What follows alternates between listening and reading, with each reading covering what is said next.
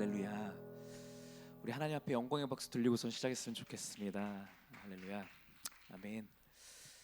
우리 찬양팀 너무 가면 갈수록 더 은혜로운 것 같습니다. 우리 찬양팀 있는 우리 희재 형제 같은 경우는 드럼 너무 잘 치죠. 너무 잘 치는데 스스로 부족함을 느낀다고 연습실을 끊어서 온전한 예배를 위하여서 네, 그렇습니다. 네.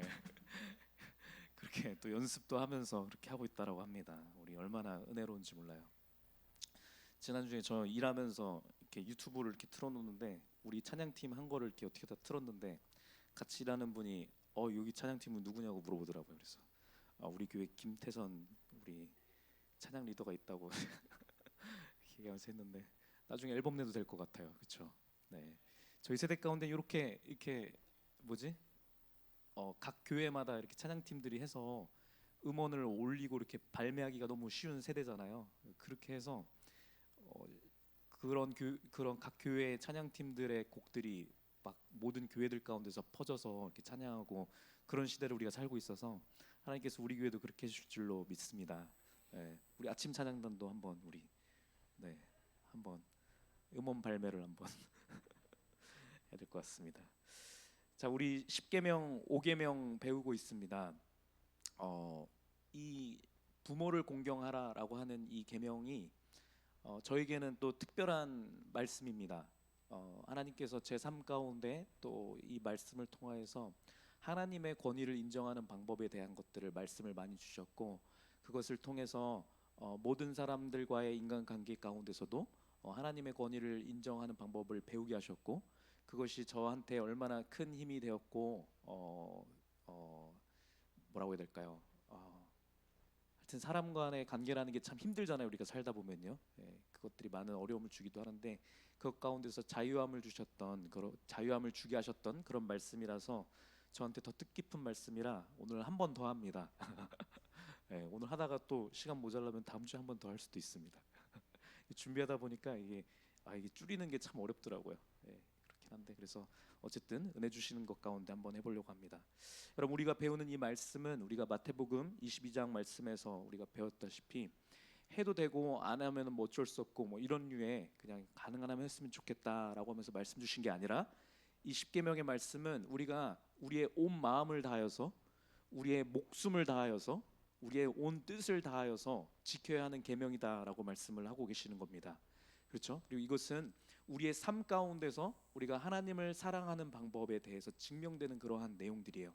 이것을 하지 않다라고 하면 나는 하나님을 사랑하는 게 아니었구나를 우리 보고 이렇게 경고음을 주시는 겁니다. 그래서 우리가 하나님을 온전히 사랑하는 자로 갈 수 있도록 그렇게 해주시는 것입니다. 우리의 모든 인간관계가 이렇게 말씀드렸다시피 하나님에 대한 것입니다. 우리는 그냥 이 사람하고 나와 관계는 그냥 이 사람하고 나와 관계 아니야라고 할지 모르겠지만 이 사람하고 나와의 관계도 하나님이 계시는 것이고 모든 인간관계가 그렇고 특별히 부모님과 자녀의 관계 가운데서는 하나님께서 그것을 통해서 우리에게 주시는 메시지가 굉장히 많은 것입니다.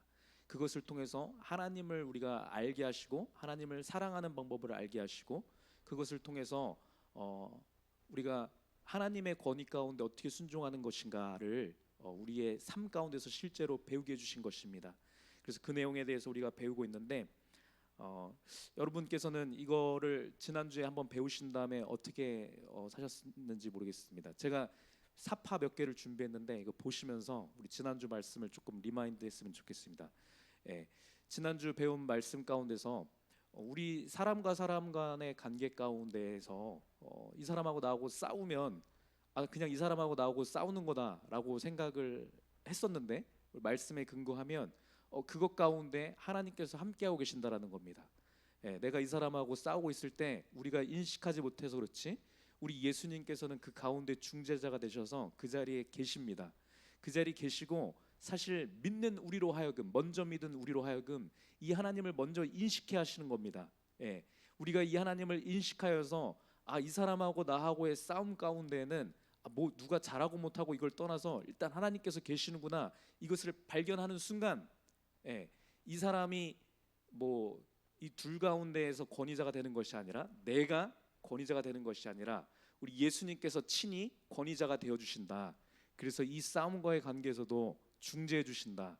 예, 그것을 보게 하시고 하나님께서 이 관계를 통치하신다. 그 말씀을 우리가 나눴습니다. 우리 다음 장에도 보시면 네, 그렇기 때문에 여기 보시면 이게 좀 그림 뭐 제가 최대한 비슷한 거 가져오려고 했는데 뭐 딱 맞는 건 아니지만 조그만한 게 우리라고 했을 때 우리를 멸시하며 우리를 억압하는 힘센 사람을 누군가를 만났을 때 이 사람이 우리한테 위협한다 할지라도 우리는 초연할 수 있다라는 거죠. 전혀 무서울 게 없다라는 겁니다. 왜? 이 사람하고 이 권력적 힘이 센 사람하고 나하고의 둘 간의 관계만 보면 우리가 무서울 수밖에 없고 힘이 없으니까 그냥 억울하기도 하고 막 그럴 수밖에 없지만 둘만의 관계가 아니라 이 힘센 사람의 뒤편에 계시는 더 힘이 세신 분, 그렇죠? 모든 힘의 근원이시고 모든 권위의 본질이신 우리 예수님을 우리가 왕 대신 예수님을 인식할 때 우리는 아랑곳하지 않고 초연해 줄 수 있다라는 겁니다. 그렇죠? 그래서 이 둘 간의 관계에서도 우리가 그 넘어 계시는 하나님, 그렇죠? 모든 것의 통치자 되시는 예수님을 바라볼 수 있어야 된다. 우리 그 얘기를 나눴었고, 우리 그 다음 장도 가시면 네. 우리가 집안에서 뭐 이렇게 뭐 힘들고 뭐 어려운 순간뿐만 아니라 우리가 그냥 뭐 사랑하는 우리 아내와 남편과 우리 또 자녀와 친구들과 커피 한 잔 나누고 있을 때도 쉬고 있을 때도 그것 가운데 사실은 예수님께서 그 가운데 함께 계신다라는 것이죠. 예. 이 그림이 저한테 주는 은혜가 저는 있더라고요. 예. 이런 모든 관계 가운데 거하고 계시는 예수님, 하나님을 발견할 때 여러분 우리의 삶은 훨씬 풍요로워집니다. 우리의 모든 순간순간 가운데서 우리는 자유와 평안을 누리게 되는 줄로 믿습니다. 뭐 그 다음 장도까지 한번 더 볼까요? 네, 우리 모든 뭐 가족들 간의 관계 가운데서도 우리 3명 가족, 4명 가족, 5명 가족이 아니라 그 가운데 예수님께서 같이 함께 하고 계신다. 예, 이것을 인식하는 것이 우리에게 복이다. 예, 이 얘기입니다. 우리 잠깐 그림은 꺼주시면 되겠고요. 이거를 우리가 인식하면서 일주일의 삶을 사셨습니까, 여러분? 어떻게 사셨어요? 저 또한 제가 말씀을 선포했지만 저에게도 주시는 말씀이기 때문에 저도 말씀을 붙들고서는 살아가려고 노력을 했는데 하다 보니까 말씀을 따를 때 그것 가운데서 주시는 그 평안과 자유를 누렸었습니다. 뭐 예를 들면 뭐 이런 거 있어서 제가 병원에 갈 일이 있었는데 병원 가니까 무슨 이 간호사가 이거 일을 잘 못해갖고 한 시간은 걸린 거예요. 1시간 동안 기다리면서 있다 보니까 원래 평상시 상황 같은 때 제가 그 이 간호사하고 저하고의 그냥 1대1의 관계라고 생각을 했으면 불같이 화를 냈겠죠. 이게 무슨 일입니까? 이러면서 화를 내면서 막 그렇게 했을 수도 있는데 말씀의 이 묵상 가운데 있는 관계 가운데서 이 사람하고 잠깐 만나는 이 상황이지만 이 관계 가운데서도 이 잠깐 스치는 것 같은 인연 가운데서도 예수님께서 함께하고 계시지를 묵상을 할 때 제 말투가 예수님의 온유함을 닮아서 이렇게 나오게 되는 거죠. 바쁘신가 봐요. 이렇게 되는 거죠. 저를 잠깐 잊으신 것 같은데 저는 대기 중입니다. 이렇게 하고 있는 거죠. 그분한테 입장에서는 그냥 뭐 착한 사람이 그냥 뭐 이렇게 있나 보다라고 생각했을지도 모르겠습니다. 뭐 그냥 원래 그 성질이 별로 없는 사람이 있나인가 보다 생각했을지 모르겠지만 말씀 가운데서 우리가 이 말씀을 받은 우리가 이렇게 행했을 때 그 관계 가운데서 우리가 알 수 없는 방식으로 하나님께서 그 간호사에게도 말씀해 주신 줄로 믿습니다. 예수 그리스도의 그 평안함이 온유함이 선포되는 것입니다. 그렇게 사니까 여러분 첫 번째로 제가 제 안에 있는 것은 무엇이냐면 제가 행복한 겁니다, 여러분. 제가 그 간호사한테 얼마나 화를 내고 못마땅한 그 사람한테 화를 내봐야 제가 얼마나 속이 후련해지겠어요. 별로 이게 화 내보신 분은 알겠지만 별로 후련해지지 않습니다. 그렇죠? 이게 더 화가 차면 차지. 그러면서 더 욕을 했으면 욕을 했지 이게 더 마음이 막 시원해지진 않거든요. 근데 예수님을 이렇게 묵상하고 할 때 우리에게 주시는 가장 좋은 선물이라고 하는 것은 우리가 평안함에 이르는 것입니다. 자유함에 이르는 것입니다. 분명 잘못한 것은 그 사람이라 할지라도 그거랑 상관없이 내가 편안해지는 것, 이것이 하나님께서 주시는 평안인 줄 믿습니다. 또 하나가 뭐가 있었냐면 제가 세임이랑 이제 조금 요즘에 더 많이 놀아주는 시간이 많은데 놀아주다 못하면 이게 1시간 보는 게 너무 힘들거든요. 우리 세임이는 뭐 이렇게 로봇이랑 뭐 이런 무슨 이렇게 마법 부리고 막 이런 만화 같은 거를 좋아하는지 맨날 그 놀이를 하자고 해요.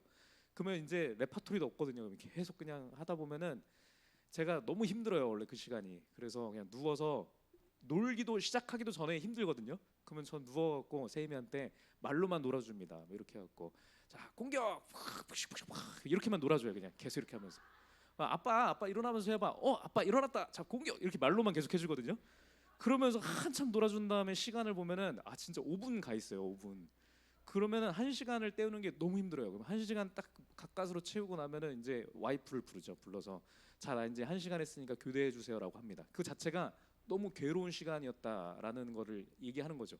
괴로운 시간이니까 나랑 교대해 줘 이렇게 얘기하게 되는 건데 제가 말씀을 묵상하고 세이미하고 저와의 이 관계 가운데서도 하나님이 함께 계시는 시간이다를 제가 먼저 묵상을 하고 놀아주는데 그러니까 어떤 일이 생겨나냐면 제가 좀 더 최선을 다해서 놀아줬습니다. 일단은 자리를 이렇게 좀 이렇게 다시 앉고 앉아서 샘이랑 놀아주기 시작하는 거예요. 그래서 와 이렇게 하면서 제가 이렇게 마음 가운데 이 아이에게 그래도 내가 더 온전하게 놀아주는 방법은 하나님의 이 말씀을 좀 이렇게 가르쳐주는 방법일 텐데 막 이런 생각을 하면서 해주려고 했는데 뭐 이렇게 그 상황 가운데서 갑자기 이렇게 뭐 말씀 나오면서 놀아주는 게 쉽지가 않더라고요. 생각이 안 나서 그냥 놀아줬거든요. 근데 제가 깨달은 것이 있습니다. 그렇게 놀았는데 놀고 나니까 말씀 같은 거는 뭐 얘기 안 해줬거든요. 그냥 세임이랑 잘 놀아줬습니다. 놀아줬는데 일단 첫 번째로는 세임이가 너무 행복해한 거예요. 뭐 그렇겠죠. 제가 더 적극적으로 놀아줬으니까. 그래서 그렇게 된 것도 있는데 더 놀랐던 것은 무엇이냐면 세임이도 세임이지만 제가 행복했다라는 거예요. 그렇게 노는 시간이요. 왜 행복했을까 생각을 하니까 그 전에는 제가 세이미하고 놀아주는 이 시간이 저하고 세이미하고 그냥 쓸데없는 시간 그냥 보내는 시간이라고 생각을 했었는데 제가 그 시간 가운데 하나님을 묵상한 가운데 하나님하고 저하고 세이미하고 셋이서 노는 시간이라고 생각하고서 어쨌든 간에 제가 임했잖아요. 그렇게 하니까 제가 세이미랑 놀아준 게 아니라 하나님께서 저랑 놀아주는 시간인 거죠. 이게 말씀은 보지 않았는데 그 관계 가운데서 평안함을 누리는 시간이었습니다. 그것이 하나님께서 우리에게 바라는 것이 아닌가라는 생각을 해봅니다. 우리 모든 관계 가운데서 하나님을 인식하면서 할 때 우리가 다른 건 하지 않는다 할지라도 하나님을 인식하고 하나님께 의지하고 하나님께서 이 관계 가운데서 통치하시고 인도해 주세요. 하나님께서 행하시는 것을 바라보기 원합니다라고 하는 그 마음가짐 하나만으로 우리가 아무것도 하지 않고 평상시 그대로의 삶을 살아간다 할지라도 하나님께서 우리에게 평안을 주시는 줄로 믿습니다. 우리가 알 수 없는 방법으로 그 상대방에게도 그 하나님의 평안을 전달해 주시는 줄로 믿습니다. 이게 우리가 지난주에 배웠던 내용입니다. 부모를 공경하라라고 하신 말씀 가운데서는 이게 1차적으로 부모님하고 자녀와의 관계 가운데서 자녀는 이 부모님이 하나님께서 내게 주신 권위인 것을 인정함 가운데 공경해라. 무슨 상황 가운데서도 어떠한 상황에 따라 움직이는 것이 아니라 모든 상황 가운데서 무조건 공경해라. 그렇게 할 때 하나님께서 그 공경을 하나님을 향한 공경으로 받아주신다. 이것을 배울 수 있을 때 우리의 다른 모든 인간관계 가운데서도 거하시는 하나님을 우리가 발견할 수 있고 그것 가운데서 하나님께서 통치하시는 것을 바라볼 수 있다. 이거를 우리가 지난주에 나눈 겁니다. 우리가 부모를 공경하라라고 하는 이 말씀이 이 계명이 너무나 중요한 이유 크게 두 가지를 말씀드리려고 하는데 첫 번째 이유는 바로 이것입니다. 지금 말씀드렸던 이 부분 부모님과의 관계 가운데서 하나님의 권위를 인정하고 하나님의 권위를 인정한 가운데 순종하고 그렇게 하면서 하나님이 계신 것을 인정할 수 있을 때 모든 인간관계 가운데서도 하나님이 동일하게 역사해 주신다. 이것이 첫 번째 말씀드린 부분이고 두 번째는 좀 이따 하겠지만 결론적으로 먼저 말씀드리자면은 두 번째 이유는 무엇이냐면 우리 모두가 이것을 부모님과의 관계 가운데서 하나님의 권위를 배울 수 있어야 우리 모두가 좋은 권위자가 될 수 있기 때문입니다. 우리 모든 사람들은 언젠가는 권위자가 됩니다. 이 자리에 많은 권위자분들이 계시는데 하나님께서 보여주신 권위를 가지고 계신 분들이 많이 계신데 우리 어린 지체들이라 할지라도 우리 여기 제일 어린 친구 시우가 제일 어린가요? 이렇게 있을지 모르겠지만 나는 뭐 아직까지는 아닌 것 같은데라고 할지 모르겠지만 좀 지나면은 이제 아기도 낳고 좋은 엄마라는 권위자가 될 것이고 또 우리 선생님이 되어서 아이들을 가르치기도 하고, 그렇죠? 또 사회생활하면서 높은 권위에 올라가서 어떤 형태로든 권위를 행사하게 되거든요. 예. 우리 모두가 우리의 삶 가운데서 이 권위자가 되는데, 우리 또 많은 분들은 이미 권위자이신 분들이 많이 계시기도 하고 많은 권위를 가지고 계신 그런 분들 많이 계시는데, 이 권위를 우리가 행사할 때 우리가 온전한 권위를 배우지 못한다라고 한다면 우리는 정말 나 자신만 망치는 권위자가 아니라 내 권위 밑에 속한 그들에게도 잘못된 권위를 가르쳐주는 잘못된 권위자로 선다라는 겁니다. 그래서 우리가 부모를 공경하라고 하는 이 계명의 참 의미를 잘 배우고 잘 알아서 잘 실천하는 것은 무엇보다도 중요한 겁니다. 첫 번째는 우리의 모든 인간관계 가운데서 이걸 적용시킬 수 있기 위해서, 두 번째는 우리 모두가 좋은 권위자가 되기 위해서 이게 중요한 겁니다. 이거를 이제 좀 구체적으로 말씀을 나누려고 하는데, 이 내용을 우리 믿음이 이제 있으신 분들은 하나님의 말씀 가운데서 이걸 자동적으로 배워지거든요. 그래서 부모님뿐만 아니라 모든 인간관계 가운데서 이것을 이제 적용하고 실천하게 됩니다. 실천하게 되면은 어떻게 되냐면 어떠한 사람과 나와의 인간관계 가운데서 이 사람이 나한테 잘못된 것을 행하고 나한테 오해가 되게 하고 나를 함정에 빠뜨리고 나를 욕하고 비난하고, 이러한 우리가 화를 내는 것이 당연할 것 같은 그런 상황 가운데서, 또 그런 상황에서도조차도 우리가 이것을 잘 배우게 되면 이것 가운데서 이 사람을 바라보는 것이 아니라 이 사람이 나에게 행한 그 악행을 바라보는 것보다, 나의 상처 입은 그 감정에 집중하는 것보다 뭐를 집중하게 되냐면 그 관계를 붙들고 계시는 하나님께 집중하게 되는 것입니다. 그렇게 될 때 우리는 모든 인간관계로부터 오는 모든 어려움과 고통과 이런 그런 것들로부터, 부정적인 것들로부터 완전히 자유해지는 겁니다.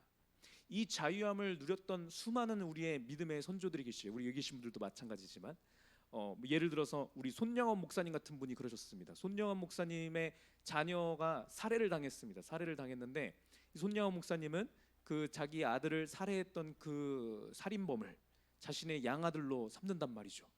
어떻게 그럴 수 있었을까? 그 살인범의 그 악행을 묵상을 하면 절대 그렇게 할 수 없는 것이거든요. 그렇죠? 그렇죠. 손영원 목사님 봤던 것은 그 사람의 자체, 그 사람이 행한 것을 본 것이 아니라, 나의 상처 입은 이 상한 감정을 바라본 것이 아니라, 아들을 보고 싶은 그 마음을 본 것이 아니라, 이 관계, 살인범하고 나의 관계 가운데서 이 관계를 붙들고 계시는 하나님을 바라본 것입니다. 그렇죠? 상처 입은 나의 심령보다, 나의 이 감정보다 더 크신 하나님을 바라봤다고요. 그렇게 할 때에 이 살인범을 양아들로조차 이렇게 삼을 수 있을 정도의 그 힘을 얻을 수 있었던 것입니다. 그렇죠? 그 관계 가운데서 하나님을 가장 크게 봤을 때, 이 신앙의 비결은 요셉의 신앙의 비결이기도 합니다. 우리 말씀 하나 보도록 하겠습니다. 창세기 50장 19절 말씀부터 21절 말씀입니다. 여기 나오는 것은 우리 잘 아시다시피 요셉이 형제들에게 버림을 받았습니다. 그렇죠? 형제들이 요셉을 함정에 빠뜨려서 죽이려고 했었고, 그러다가 뭐 안 죽고 나니까 뭐 이왕 이렇게 된 거 얘 팔아 넘기자 해갖고서는 팔아 넘겼단 말이죠. 요셉 입장에서 보면 아빠랑 그냥 형제들이 뭐 나 싫어하는 것 같긴 한데 어쨌든 그 부모님 품에서 잘 이렇게 그래도 행복하게 지내고 있었는데, 하루 아침에 그냥 가족에서 그냥 완전 뚝 떨어져 갖고서는 혼자 아무도 모르는 그런 땅에 팔려가 갖고 종살이를 갑자기 하게 되니까 이러한 어려움을 겪게 한 그 형제들을 생각을 했을 때, 그 형제들의 악행을 묵상을 해봤을 때 얼마나 치가 떨리면서 얼마나 복수심에 불탈 수 있습니까? 그렇죠? 내가 만나기만 하면은 뭐 내가 일단 첫 번째로 내가 우리 형들은 내가 죽이고 본다, 내가 뭐 이런 마음 들 수 있잖아요. 내 인생의 최대의 목적은 형들한테 복수하는 거, 이렇게 맘먹을 수 있잖아요. 그런데 나중에 요셉이 총리된 다음에 권력이 생기고 나서 모든 사람들을 말 한마디로 이렇게 목숨까지도 없앨 수 있는 그런 상황에 갔을 때, 이 자기에게 이 공경에 빠뜨렸던 이 형제들 만났을 때 요셉이 이렇게 고백하거든요. 한번 읽어보도록 하겠습니다. 19절부터 시작. 요셉이 그들에게 이르되 두려워하지 마소서, 내가 하나님을 대신하리이까.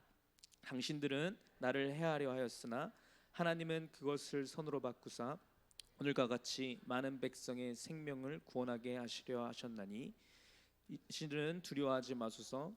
내가 당신들과 당신들의 자녀를 기르리이다 하고 그들을 간곡한 말로 위로하였더라. 요셉의 고백입니다. 19절 말씀에 형들 두려워하지 마세요. 내가 어떻게 하나님을 대신합니까? 라고 고백을 합니다. 요셉은 형들하고의 관계 가운데서 무엇을 봤냐면 형들하고 나하고의 이 관계가 아니라요, 하나님이 계신 이 관계를 바라본 겁니다. 그래서 요셉은 얘기할 때 주어 자체가 지칭하는 그 대상 자체가 형들이 아닌 하나님인 것입니다. 그렇기 때문에 요셉은 형들에게 복수를 하지 않고 그냥 형들을 용서하고 뒤에 말씀 나온 것처럼 그들을 위로할 수 있었습니다. 그렇죠? 형들을 앞으로 내가 양육하겠습니다. 형들의 자녀들을 내가 기르겠습니다라고 이렇게 보듬어주고 품어줄 수 있었던 것이죠. 그거는 어디서 올 수 있는 것이냐면 관계 가운데서 나한테 악행을 저지른 이 형들의 악행을 본 것이 아니라 이 관계를 붙들고 계신 하나님을 더 크게 본 것입니다. 하나님을 더 크게 볼 때 우린 그렇게 할 수 있다라는 거예요. 여러분, 이렇게 하나님을 더 크게 본 것이 형들에게도 축복이긴 하죠. 그렇죠? 형들에게 축복이지만 여기 가운데서 우리가 바라봐야 되는 것은, 더 큰 것은 무엇이냐면요, 요셉의 마음을 우리가 볼 수 있어야 됩니다. 요셉이 만약에 하나님을 보지 못했다라고 한다면 그 심령은 계속 복수심 가운데 불탔을 거예요.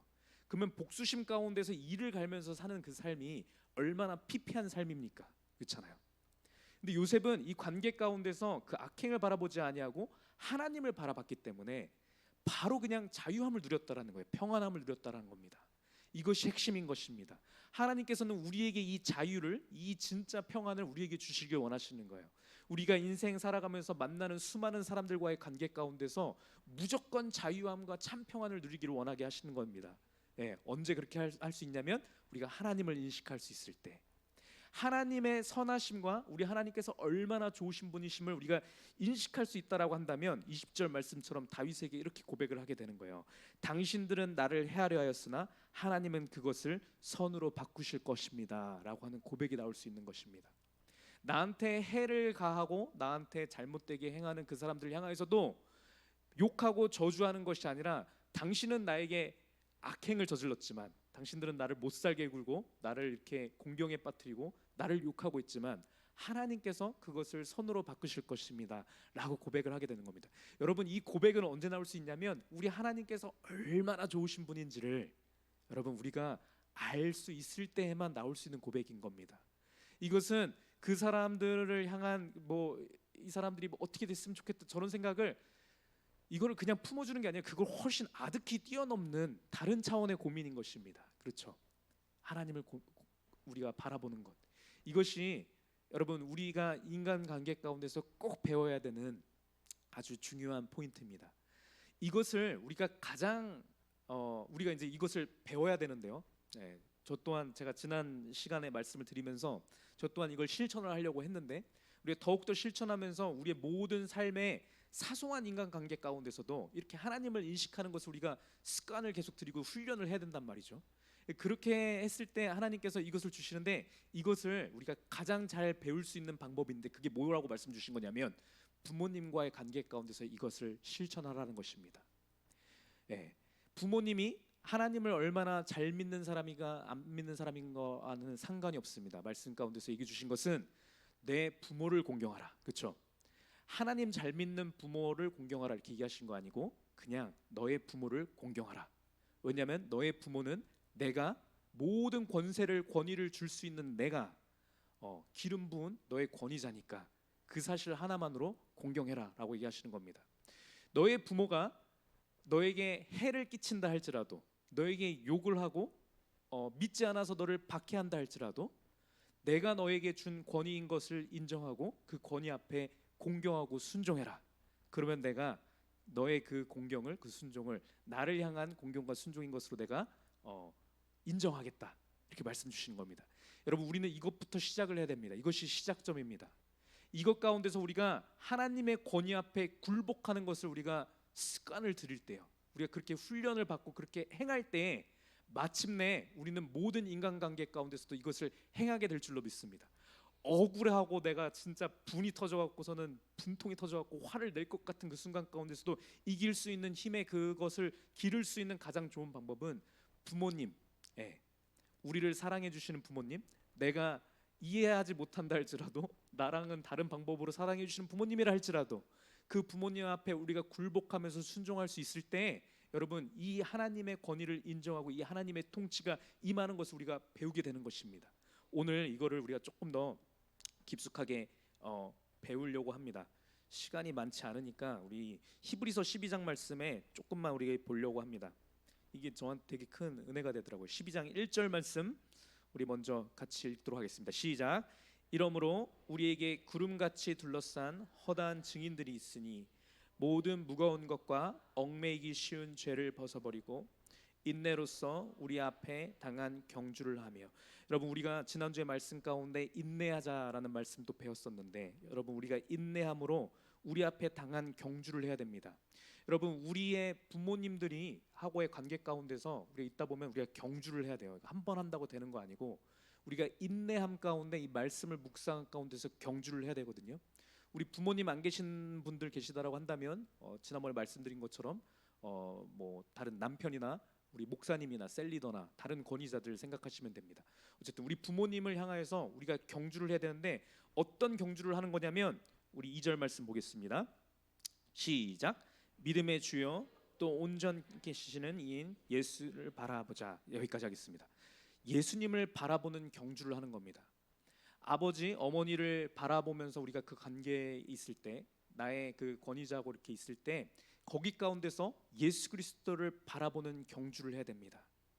그렇게 할 때 앞에서 봤던 요셉처럼 우리가 하나님을 주어로 해서 우리가 생각할 수 있습니다. 예. 하나님께서 이 관계를 이끌고 계시고 주관하고 계시고 통치하고 계시다라고 하는 그 믿음 가운데 우리가 억울하다 생각할지라도 나의 생각을 꺾어서 우리가 거기 앞에 순종하고 하는 거예요. 예. 그렇게 할 때 우리 예수 그리스도의 능력이 우리 가운데 임해서 우리가 순종할 수 있게 되는 줄로 믿습니다. 예, 그렇게 하는 겁니다. 쭉쭉쭉 우리 넘어가서 3절 말씀 읽겠습니다. 시작. 너희가 피곤하여 낙심하지 않기 위하여 죄인들이 이같이 자기에게 거역한 일을 참으신 일을 생각하라. 예, 우리가 하나님 앞에 예수 그리스도 앞에 끊임없이 거역하는데 예수 그리스도를 거역하는데 우리의 이 거역을 참으신 예수 그리스도를 우리가 묵상하는 겁니다. 그렇게 할 때 우리는 이 권위 앞에 순종할 수 있습니다. 4절 말씀입니다. 시작. 너희가 죄와 싸우되 아직 피 흘리기까지 대항하지 아니하고, 예, 이렇게 얘기하십니다. 예, 우리가 이거를 그래 하면 좋지, 좋은 말씀이네, 내가 그렇게 하려고 노력을 해야겠네 라고 생각만 하고 또 안 되면 또 안 됐네 이렇게 이 정도 하라는 게 아니라 피 흘리기까지 우리가 대항하여서 싸워야 됩니다. 나 자신을 쳐서 이 하나님이 주신 권위 앞에 나 자신을 굴복시키는 그 연습을 우리는 피 흘리기까지 대항하여서 이렇게 해야 됩니다. 이것이 너무 중요한 것은요, 쭉쭉쭉 넘어가서 9절 말씀 보겠습니다. 9절 말씀 시작. 아직 안 됐나요? 네, 9절 말씀 다 같이 읽겠습니다. 시작.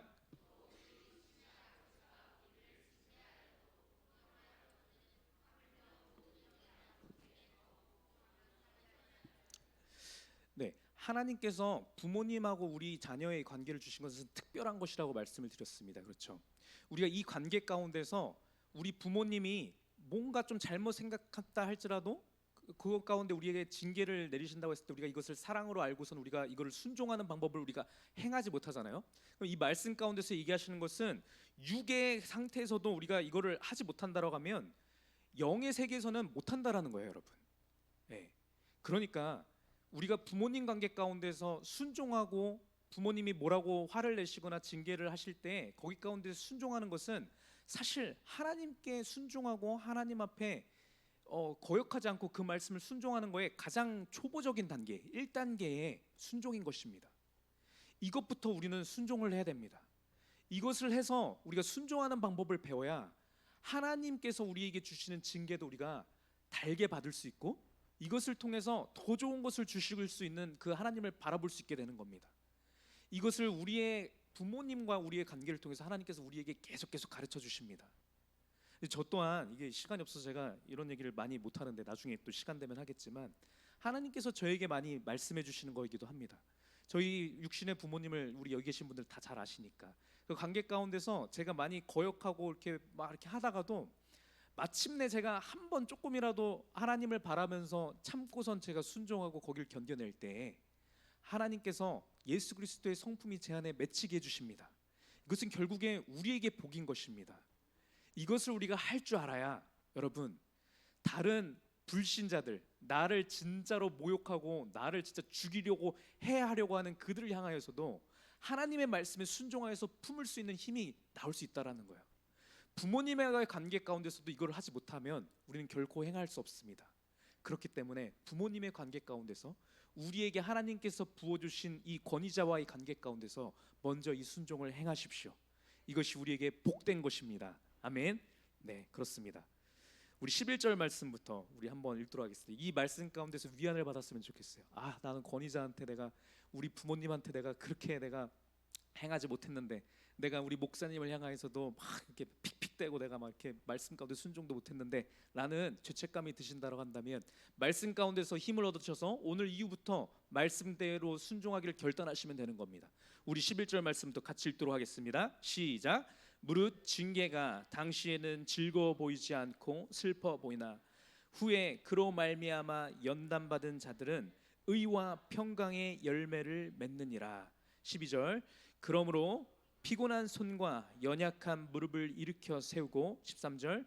너희 발을 위하여 곧은 길을 만들어 저는 다리로 하여금 어그러지지 않고 고침을 받게 하라. 14절. 모든 사람과 더불어 화평함과 거룩함을 따르라.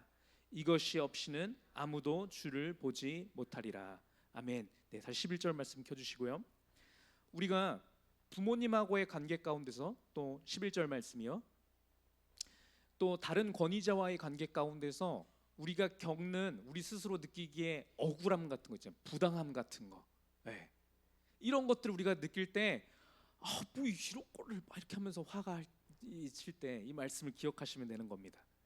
우리가 그때는 즐거워 보이지 않고 슬퍼하고 이게 왜 나한테 이렇게 이런 고난이 오나라고 할지 모르겠지만 여러분 이 연단을 받은 그 결과는 어떻게 되냐면 우리 안에 평강의 열매를 맺습니다. 우리 안에 하나님의 의의 열매가 맺힙니다. 여러분 이것이 이 부모님하고의 관계, 우리 권위자와의 관계뿐만 아니라 모든 인간관계 가운데서 양분이 된다라는 거예요. 여러분 우리가 이것을 배워야지만 능력 있는 자로 세상 가운데서 빛과 소금의 역할을 감당하는 것입니다. 여러분 그래서 너무나 중요한 거예요. 그렇기 때문에 12절 말씀에서 얘기하신 것처럼 여러분들이 그 관계 가운데서 너무나 지치고 힘들었다라고 한다면 내가 순종하려고 애를 썼었는데 잘 안 돼요 못했어요 라고 한다면 이 시간 가운데 말씀에 의지하여서 여러분 우리의 피곤했던 이 손과 연약한 무릎을 일으켜 세워서 다시 한번 실천하는 우리가 되었으면 좋겠습니다. 하나님께서 우리의 연약했던 다리를 곧게 하셔서 다시 넘어지지 않게 튼튼하게 붙들어 줄 줄로 믿습니다. 우리 부모님의 관계 가운데서도 더 순종하게 하시고 만드시고 하나님의 권위를 우리가 바라봄으로 하나님의 권위 가운데서 우리가 완전히 죽어져서 내가 부당하다고 느끼는 그 순간 가운데 우리를 순종하게 하신 그 힘이 여러분 우리의 일상생활 가운데서 만나는 모든 부당한 관계들 가운데서도 우리가 죽어지게 하신다라는 거죠. 이것을 통해서 하나님께서 예수 그리스도의 생명의 빛이 피어나게 하신다는 겁니다. 여러분 생명이 나타나게 하신다는 겁니다. 너무 놀라운 것입니다. 우리 목사님이 자주 하는 얘기인데 오늘 다 할 수 있을지 잘 모르겠습니다. 일단 해보겠습니다. 너무 오래 걸리면 이렇게 한번 누가 해주세요. 그러면 제가 다음 주로 넘겨보도록 하겠습니다. 자, 두 번째 이유는 무엇이냐? 강도사님이 벌써 시작하시기 전인데 두 번째 말씀드렸던 포인트 다시 돌아가면 우리 모두가 권위자가 되어야 하기 때문에 이것을 잘 배워야 된다라고 제가 말씀을 드렸습니다. 이 말씀은 우리가 부모를 공경하라라고 했으니까 자녀들만 잘 들어라 이 얘기가 아니라 자녀들이 당연히 그렇게 해야 되는 것이고 이 부모도 마찬가지입니다. 왜냐하면 부모님이라고 할지라도 부모님이 자녀와의 관계 가운데서는 권위의 자리에 있지만 이 부모님은 이 권위를 누구에게 받은 것입니까? 하나님께부터 받은 것입니다. 그렇기 때문에 사람 중에서 권위의 자리에 있는 사람은 가장 좋은 사람은 권위자라 함은 무슨 얘기냐면 내가 하나님 예수 그리스도라고 하는 권위 앞에 속해져 있는 자인 것을 아는 자가 가장 좋은 권위자인 줄로 믿습니다. 예, 그러니까 하나님을 나의 권위자로 삼는 인간 권위자가 가장 잘 될 수 있는 방법은 어떤 방법이냐면 부모님과의 관계 가운데서 그 권위를 배운 자가 예수 그리스도를 나의 권위자로 삼는 것도 가장 잘 배울 수 있는 것입니다. 그래서 우리 모두에게 이게 되게 중요한 말씀인 것입니다. 만약에 우리가 부모님의 권위를 순종하는 방법을 배우지 못하면 나중에 권위가 우리 가운데 주어졌을 때 우리는 이 권위를 남용하게 됩니다.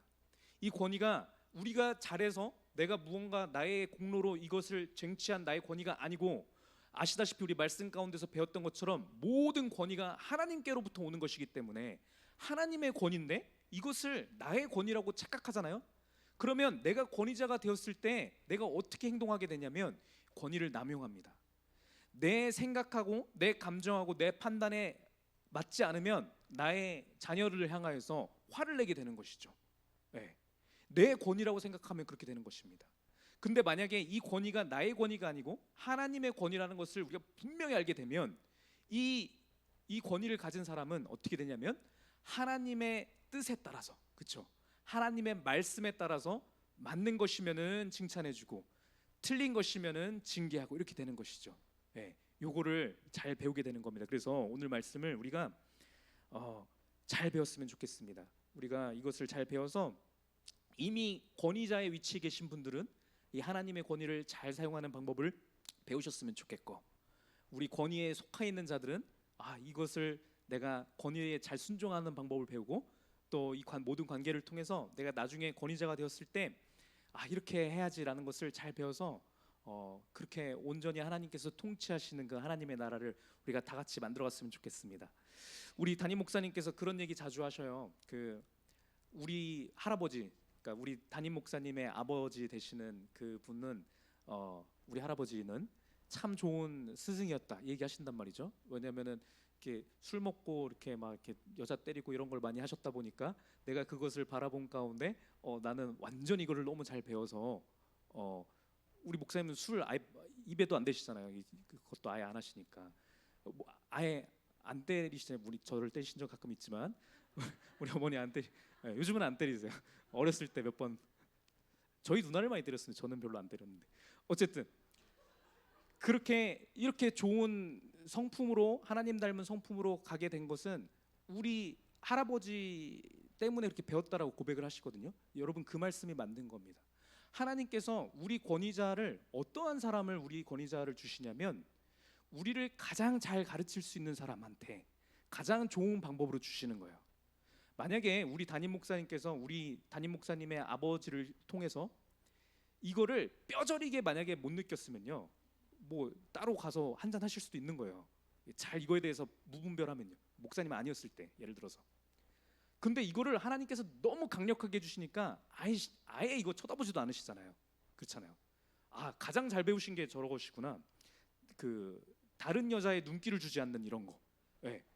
그거 하니까 저희 목사님은 설교 때마다 저희 그 어머니 얘기를 굉장히 많이 하시잖아요. 그렇잖아요. 그게 사역하는 데 있어서 얼마나 큰 힘입니까? 그렇잖아요. 그게 여자 관계 때문에 무너지는 목회자들이 얼마나 많아요. 하나님께서 우리 목사님은 이런 거에 전혀 휘둘리지 않게 하셔서 온전한 하나님의 사람으로 키우려고 하시다 보니까 그러한 권위자를 먼저 주셨다라는 겁니다. 우리 권위자가 잘해서야 잘하고 잘 행동해서 우리의 권위자일 수도 있겠지만 그렇지 않을 수도 있다라는 얘기를 하는 것입니다. 어쨌든 모든 권위를 통치하시고 하나님의 뜻 가운데서 주시는 모든 것을 아시는 하나님께서 가장 좋은 권위자를 우리에게 주신다라는 거예요. 이것을 아는 우리는 어떻게 되냐면 우리 부모님 또 우리의 권위자가 어떠함과 상관없이 거기 가운데서 하나님을 바라보는 것입니다. 그 관계 가운데서 하나님께서 내게 말씀해 주시는 것을 보고 깨달아 알면 되는 겁니다. 거기 가운데서 하나님을 바라본 가운데 순종하면서 그 관계 가운데서 하나님을 향해서 순종하듯이 하는 것입니다. 그 구체적인 방법을 몇 가지 말씀드리려고 합니다. 첫 번째 방법, 우리 에베소서 6장 5절 말씀 읽으면서 같이 우리 그 말씀을, 되게 구체적인 얘기입니다. 이것이 우리에게 큰 힘이 될 줄로 믿습니다. 이것을 꼭 배웠으면 좋겠습니다. 6장 5절 같이 읽겠습니다. 시작.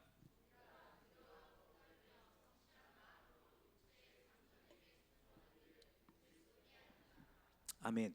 육체의 상전에게 순종하기를 부모님 말씀하시는 것이고 또 부모님 지금 안 계신 분들은 각자에게 있는 권위자를 향해서 하는 말씀입니다. 자, 이분들에게 우리가 공경하고 순종해야 되는데 어떻게 공경하고 순종하냐면 그리스도께 하듯 해야 됩니다. 여러분, 우리가 부모님을 뵐 때 부모님이 아까도 제가 말씀드렸지만 믿음이 없으신다 할지라도 해당되는 얘기입니다. 무조건 부모님이면 무조건인 거예요. 우리 권위 앞에 우리 무조건 하는 겁니다. 어떻게 해야 되는 거냐면 그리스도께 대하듯 하는 겁니다. 여러분, 제가 예수 그리스도께서 육체를 입으셔서 현현에서 나타나신다고 이렇게 했을 때 이 예수 그리스도께 향하여서 어떤 식으로 얘기를 하겠습니까, 여러분? 여러분들이 직접 예수님을 만난다라고 한다라고 하면 예수님과 대화를 어떤 식으로 하겠냐고요? 가볍게 할 수 없을 것입니다. 그렇죠? 농담 따먹게 하는 식으로 할 수 없을 거라고요. 예수님께서 뭐라고 얘기하시는데 그거는 제가 뭐 좀 이따 할게, 나중에 제가 그냥 뭐 봐서 뭐 한가면 할게요, 이렇게 하겠냐고요?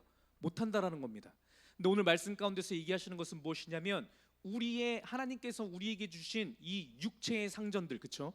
이 권위자들을 향하여서 그리스도께 대하듯 하라는 겁니다. 예. 저도 이거를 노력을 하려고 이제 말씀을 해야 되는 건데, 이거 우리가 노력한다고 되는 것이 아니고 말씀을 계속 되뇌어야 됩니다.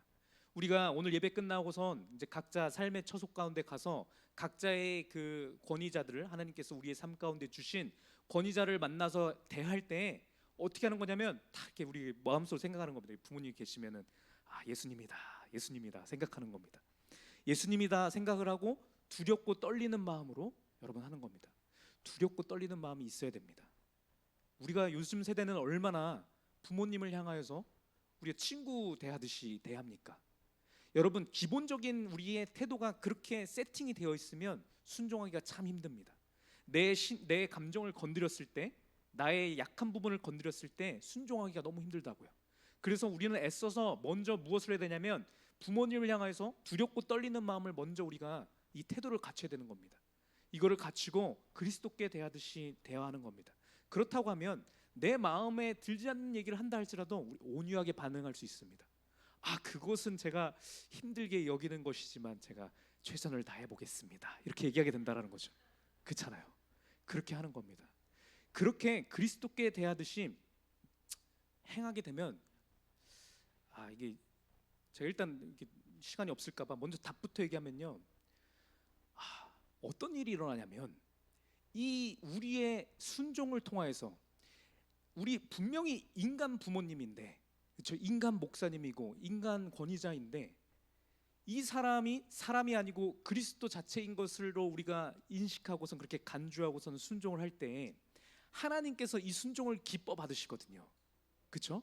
기뻐 받으신 다음에 우리 1번으로 우리 가운데 일어나는 가장 좋은 것은 무엇이냐면 우리 가운데 억한 심경이 없어져요. 우리 가운데 원통함이 없다고요. 왜냐하면 하나님께서 이 관계를 다 붙들고 계신 것을 믿는 가운데 우리가 하니까요. 1번이고, 두 번째는 어떤 일이 생겨나냐면 우리가 그렇게 순종할 수 있을 때 이 순종을 기뻐 받으시는 하나님께서 우리의 권위자를 진짜 그리스도와 같이 변화시켜 주십니다. 네, 그것을 제가 너무나 느껴요. 제가 순종할 때마다 우리 부모님은 더욱더 그리스도와 같이 변해간다.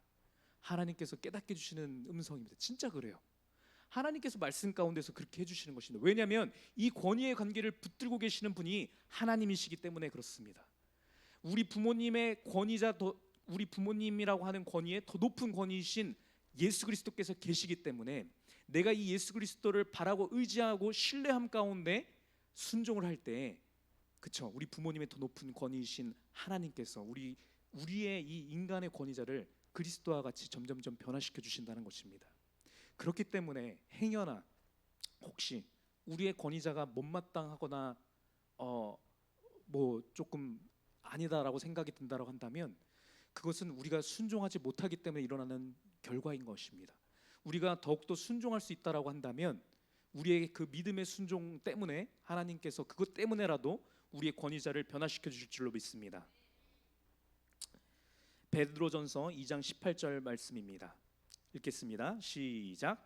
사환들아, 범사에 두려워함으로 주인들에게 순종하되 선하고 관용하는 자들에게만 아니라 또한 까다로운 자들에게도 그리하라. 여기까지 일단 보겠습니다.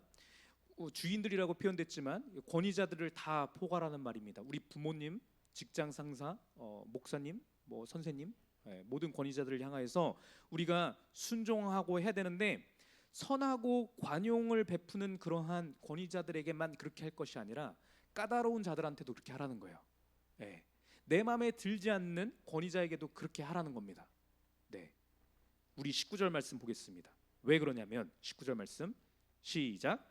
부당하게 고난을 받아도 하나님을 생각함으로 슬픔을 참으면 이는 아름다우나 20절 말씀 죄가 있어 매를 맞고 참으면 무슨 칭찬이 있으리요. 그러나 선을 행함으로 고난을 받고 참으면 이는 하나님 앞에 아름다우니라. 아멘. 우리가 그렇게 느껴질 수 있잖아요. 권위자하고의 관계 가운데서 와, 제가 이거 참고선 진짜 순종을 하긴 하는데 이거 진짜 이거 너무 부당합니다. 이거는 하나님 이거 진짜 해도 너무한 거 아니에요? 제가 어디까지 참아요? 라고 할 수 있지만 하나님께서 분명히 말씀해 주시는 것은 무엇이냐면 부당하다고 느끼는 그 상황 가운데서 그때 하나님을 바라봄 가운데 순종하고 공경하라는 겁니다. 여러분, 그 지점이 바로 우리가 하나님을 사랑하느냐 안 사랑하느냐가 증명되는 순간입니다. 그러한 순간이 우리에게 주어졌다고 한다면 여러분 감사함으로 받으십시오. 감사함으로 받고 그때 하나님을 생각함 가운데 참으면서 순종하는 것입니다. 그렇게 할 때에 하나님께서 진짜 일하시는 겁니다. 하나님께서 우리의 이 믿음을 참된 믿음으로 여기셔서 아름다움으로 여기셔서 우리의 이 순종과 이 아름다움 때문에 우리가 구하지 않은 것까지도 부어주시는 하나님인 줄로 믿습니다. 말씀드릴 게 되게 많은데 제가 예전에 한번 그 다른 집회 갔다가 우리 다니엘 김이라고 하는 그 선교사님 계셔요. 그분이 간증하는 걸 들었는데 아버지가 일본 야쿠자래요. 야쿠자. 어떻게 야쿠자일 수 있는지 모르겠는데 그렇대요. 하여튼 그랬는데 이분이 이제 교회를 안 다니셨죠. 그랬는데 이 아버지한테 이제 교회를 나갔으면 좋겠다라는 거를 이제 부모님, 엄마하고 이 다니엘 김 선교사님하고 학창 시절 때부터 아버지한테 많이 말씀드렸는데 이제 안 가시고 했죠. 이제 그러고 있다가 안 가시는 건 안 가시는 건데 이 자기들도 못 가게 하셨대요. 왜냐하면 예배를 철회 예배도 가고 이렇게 예배를 좀 자주 갔었나 봐요. 그때 못 가게 해갖고선 했는데 여러분 이거는 이렇게 싸울 수도 있는 문제잖아요. 그렇죠. 이렇게 하나님에 대한 것이니까 예배를 못 가게 하는 거니까. 그랬는데 이 다니엘 긴 선교사님이 이것 가운데 묵상을 하고 어쩌고 하다가 이 아빠가 교회를 못 가게 하는 그것이 본인하고 시간을 많이 보내지 못하고 자꾸 교회만 가는 게 속상해서 그런 것 같다라는 걸 어떻게 이제 생각이 드셨대요. 그래서 어떻게 했냐면은 교회를 나가기 위해서 모든 시간을 다해서 부모님하고 아빠하고 시간을 보낸 겁니다. 계속 모든 시간을 밤새워서 그냥 아버지하고 막 이렇게 엄청 시간을 보내고 그렇게 하고서는 그 예배 시간에 가기 위해서 최선을 다해서 그렇게 순종을 했을 때 결국에 본인만 가게 된 것이 아니라 아버지까지 다 같이 가게 되는 역사가 나타났다. 이런 고백을 들었던 적이 있습니다. 여러분 그런 것입니다. 우리가 순종한다라고 하는 것, 부당함 가운데도 순종한다라는 것은 무엇이냐면 나중에도 우리가 오늘 시간이 없어서 안 될 수도 있긴 하겠지만 하나님 말씀에 위배되지 않는 모든 것들은 순종하는 것이거든요. 근데 하나님의 말씀 가운데 위배되는 것을 우리의 권위자가 얘기한다 할지라도 그 속을 깊게 보면요, 사실 하나님의 말씀이 싫어서가 아닌 것을 우리가 발견하게 된다는 겁니다. 하나님께서 우리에게 주신 권위이기 때문에 그래요. 그 깊은 속에 들어가면 하나님의 말씀을 거역하고 싶은 마음이 아니라 그 마음 가운데 다른 원하는 무언가가 있는 거예요. 무언가 때문에 삐진 거예요. 공부를 하지 않았다라든지, 그렇죠? 자기 할 일을 제대로 하지 않았다라든지, 맨날 게임만 한다든지, 다른 못마땅한 무엇이 있으니까 그것 때문에 상처 입은 부모님이 너 교회도 나가지 마 이렇게 되는 것이지, 사실 교회 자체 때문은 아니라는 그런 얘기인 겁니다. 그렇기 때문에 이것을 아는 우리는 무엇을 해야 되냐라고 제가 여쭙는 겁니다. 무엇을 해야 되는 거냐면 다른 모든 것 가운데 우리가 최선을 다해서 순종하라는 겁니다. 모든 것을 다해서. 그렇게 할 때 하나님께서 이 권위자의 마음을 만져 움직이셔서 이 부모님보다 더 높은 권위이신 하나님을 발견하게 하신다는 거예요. 그 하나님의 음성에 귀 기울이게끔 하나님께서 만드신다는 겁니다. 그렇기 때문에 여러분, 권위 아래에 있는 자가 우리의 권위에 있는 자들을 향하여서 우리가 행할 수 있는 가장 큰 효, 가장 잘하는 것, 우리가 우리의 권위자를 향하여서 행할 수 있는, 말이 어감이 좀 이상하지만 가장 큰 사역, 그건 무엇이냐면 순종이라는 것입니다. 우리가 경험적으로 압니다. 우리의 권위자를 향하여서 권위자가 무언가 잘못된 것을 행한다라고 생각을 해보세요. 그분께 우리가 이분의 그 잘못된 것을 고치기 위해서 우리가 말을 한다라고 했을 때, 내가 진짜 이거는 좀 고치셨으면 좋겠어요 라고 얘기했을 때 변하는 적이 있었나요? 없을 겁니다. 왜 변하지 못하냐면 하나님이 주신 권위 체계를 무너뜨리는 것이라 그렇습니다. 권위 아래에 있는 자가 권위 위에 있는 자를 향하여서 사역할 수 있는 것은 없는 것입니다. 무언가 조언을 하고 그들을 고칠 수 있는 방법은 없는 것이에요. 근데 권위 아래에 있는 자가 권위 위에 있는 자를 변화시키고 사역시킬 수 있는 방법, 유일한 방법인데 그것은 무엇이냐면 순종하는 것입니다.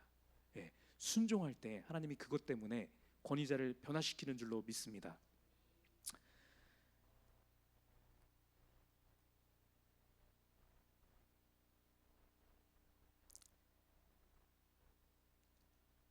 시간이 없어서 제가 중간에 있는 모든 것을 좀 뛰어넘고 있습니다. 다니엘서 1장 7절부터 말씀 이렇게 쭉 봐도요. 8절 말씀 띄워주시면 되겠고, 다니엘을 주관하는 다니엘의 권위자들이 있었거든요. 그렇죠? 왕이 있었고 또 왕의 신하인 이 환관장들이 이렇게 있었습니다. 이들이 이런저런 것들을 요구를 해요. 7절 말씀에도 보면은 이들의 이름부터 바꾸거든요. 근데 여기 가운데 뭐 거역했다 이런 얘기 없습니다. 다니엘은 받아들였습니다. 그대로. 그것뿐만 아니라 모든 삶의 모든 것들 가운데서 모든 것을 변화시킬 것을 요구했는데 그 통치를 따랐다고요. 왜 다니엘은 따랐냐면 하나님께서 자기에게 주신 권위니까요. 믿지 아니하는 이방인들이었음에도 불구하고 어쨌든 자신을 이렇게 할 수 있는 권위인 이상 하나님께서 주신 권위인 것을 믿고 거기에 완전히 순종하면서 따랐던 거예요. 근데 유일하게 따르지 않았던 것이 있었는데 그것은 무엇이었냐면은 포도주, 왕의 음식과 그 포도주를 먹으라고 했을 때 이것은 따르지 않았습니다. 왜 그랬냐면 이것은 하나님께서 이 왕과 환관장보다 더 높이에 있는 하나님이 자기에게 명하신 너를 거룩한 나시린으로 거룩히 구별하라고 하는 그 말씀에 위배됐기 때문에 그런 거예요. 그렇기 때문에 더 높은 권위이신 하나님의 말씀과 위배됐기 때문에 이것을 따르지 않았거든요. 이것을 따르지 않으려 할 때도 다니엘이 행했던 것을 보면은 이것을 공손하게 환관장에게 그렇게 구했다라고 이렇게 표현이 나옵니다.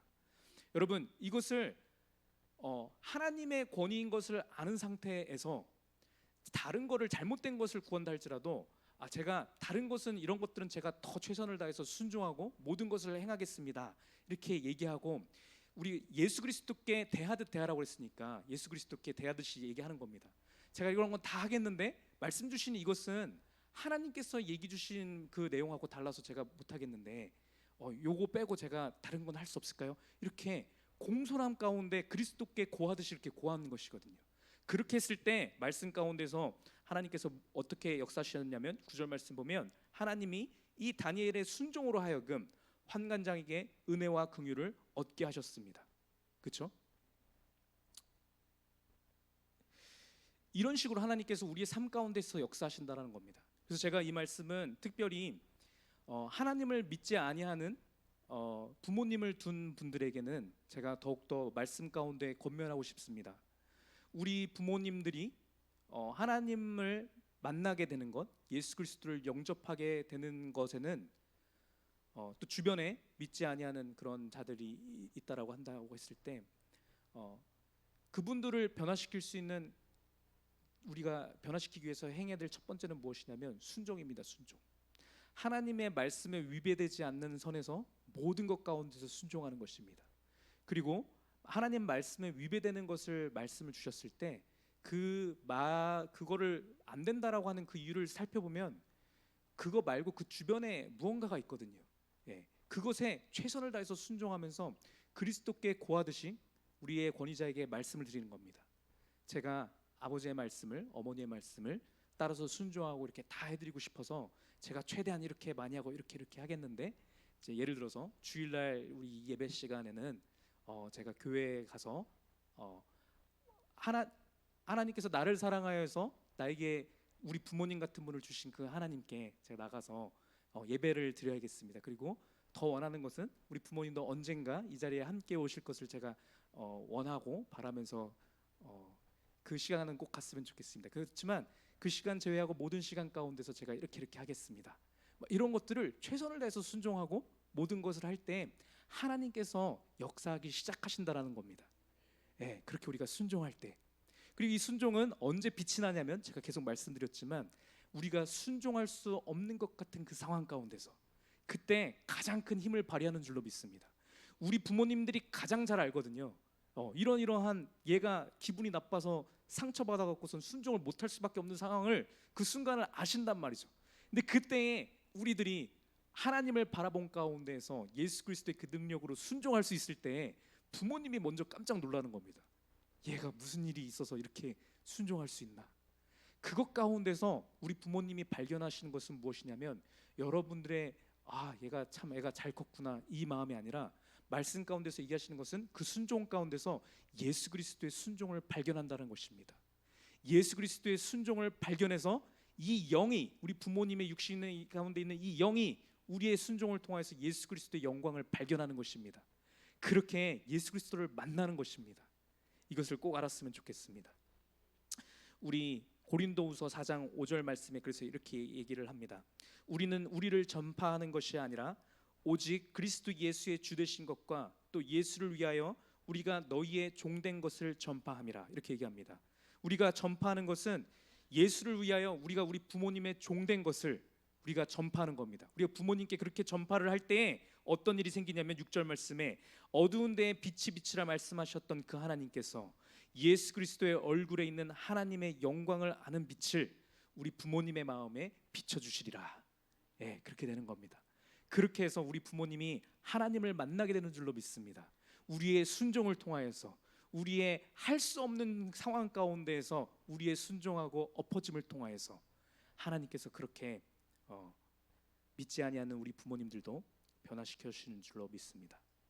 우리 뒷부분은 다음 주에 하도록 하겠습니다. 우리 시간이 갔으니까 하면서 이왕 이렇게 된 김에 제가 또 제 간증도 조금 하면서 우리 권위에 대한 말씀을 3부작으로 이렇게 좀 해서 했으면 좋겠습니다.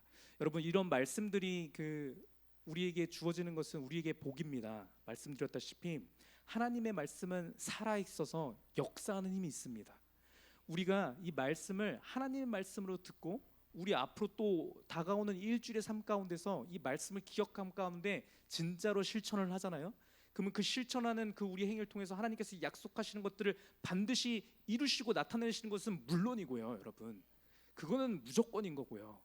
여러분 그러할 때 우리가 하나님을 더욱더 사랑하게 됩니다. 여러분 놀라운 것입니다. 하나님을 더욱더 사랑하게 되고 하나님을 사랑하는 그 감격 가운데 거하게 됩니다. 그리고 우리가 이것을 통하여서 내가 구원받은 자임을 확신할 수 있어요. 내가 하나님의 이 말씀 안에 내가 거하고 있구나. 여러분 이것이 우리에게 얼마나 큰 담대함을 주는지 모릅니다. 세상 살아가면서 세상을 이길 수 있는 그 어마어마한 능력이 우리 가운데 임하는 그러한 말씀인 것입니다. 그래서 여러분 이 말씀을 붙들고 이번 한 주간 가운데도 우리가 만나는 모든 관계 가운데서 특별히 부모님하고의 관계 가운데서 그리스도께 대하듯 순종하면서 하나님을 사랑하는 우리 모두 되었으면 좋겠습니다.